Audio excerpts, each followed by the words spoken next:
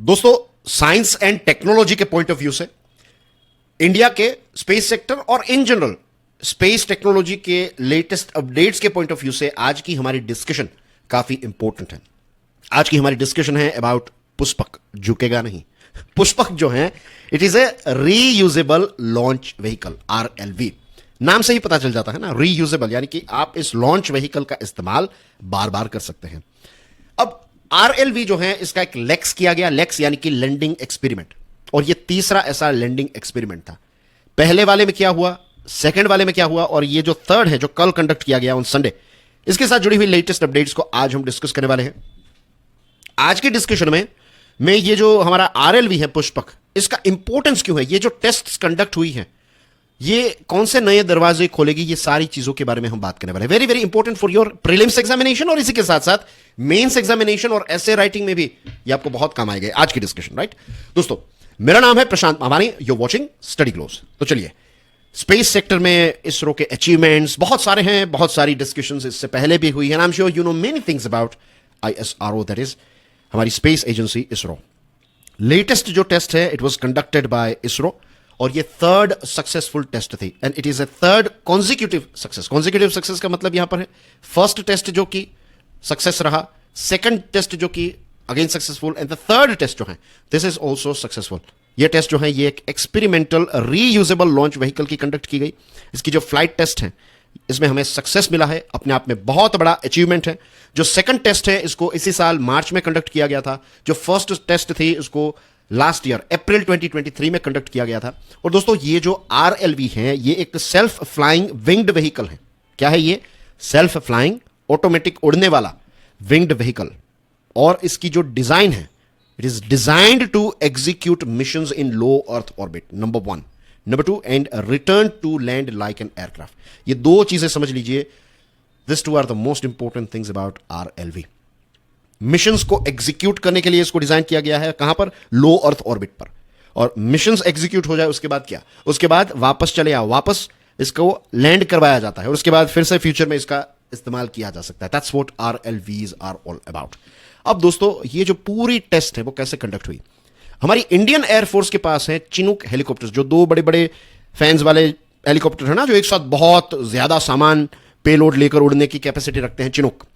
तो ऐसे हेलीकॉप्टर्स में ये जो RLV है इसको बांधा जाता है, इसको टाई अप किया जाता है, और उसके बाद 4.5 किलोमीटर ऊंचा इसको लेकर चिनूक उड़ता है, और फिर चिनूक जो है वो इसको छोड़ देता है, और उसके बाद जो इंजीनियर्स हैं वो इसको RLV को एक्टिव करते हैं, और एक्टिव करने के बाद फिर ये हाई प्रिसीजन लैंडिंग जो है इसको कंडक्ट करवाया जाता है। वीडियो देखना चाहेंगे?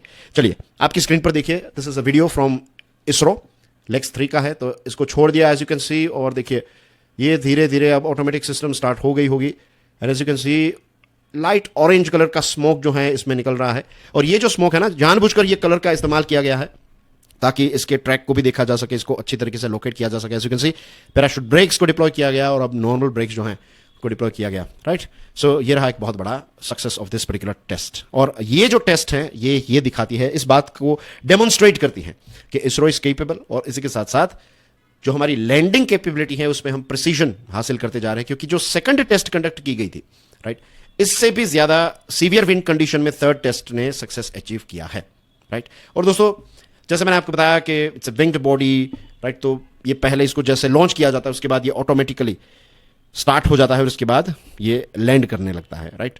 और ये जो विंग्ड बॉडी है ये थर्ड टेस्ट की, और फ्लाइट सिस्टम्स हैं ये फर्स्ट और सेकंड टेस्ट में से यूज की गई।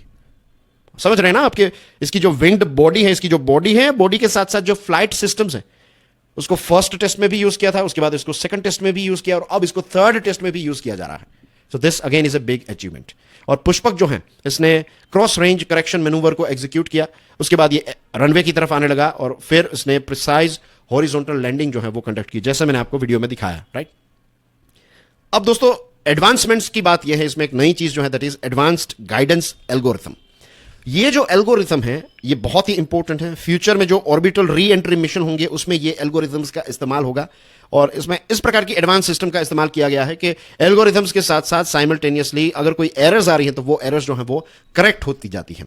जब इस प्रकार के एयरक्राफ्ट जो है वो लैंड होते हैं, ये RLV जो है वो इतना एरोडायनामिक है कि लैंडिंग स्पीड जो है it crossed 320 kilometre per hour, जो हमारे एयरक्राफ्ट होते हैं उनकी लैंडिंग स्पीड कुछ 260 किलोमीटर पर आवर होती है, और जो फाइटर एयरक्राफ्ट है उसकी एयर स्पीड, जो लैंडिंग स्पीड है that is somewhere around 280 kilometre per hour. लेकिन ये ज्यादा एरोडायनामिक की वजह से 320 किलोमीटर पर आवर की स्पीड को क्रॉस कर गया। फिर ब्रेक्स, जो पैराशूट ब्रेक्स है उसका इस्तेमाल हुआ, और उसके बाद जो रेगुलर ब्रेक्स होती है उसका इस्तेमाल।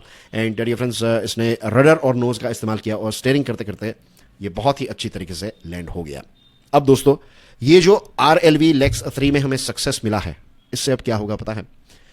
ये 3 टेस्ट कंडक्ट हो गई। अब ये जो डेमोन्स्ट्रेटर्स थे, ये डेमोन्स्ट्रेटर वर्जन था। अब क्या होगा? अब जो प्रॉपर वर्जन यूज किया जाएगा ये इससे 6 गुना बड़ा होगा, राइट?